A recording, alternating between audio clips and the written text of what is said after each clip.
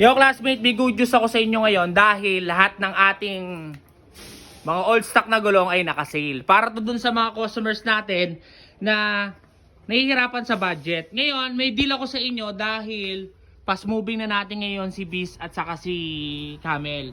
At meron kami mga old stock dito pero in good condition at ibibigay ko na lang sa inyo ng half of the puhunan. For example, classmate, itong Pirelli na to, Pirelli na 110, ang SRP niya is 3,000, pero ang puhunan namin is 2,400, pero ibibigay ko lang sa inyo ng 1,200. Yes, classmate, regalo na namin sa inyo yan, o pamasko namin sa inyo dahil kaysa matulog na lang dito, may bigay na namin sa inyo. Kahit malugi pa kami, at least nakatulong kami sa inyo at pamasko namin.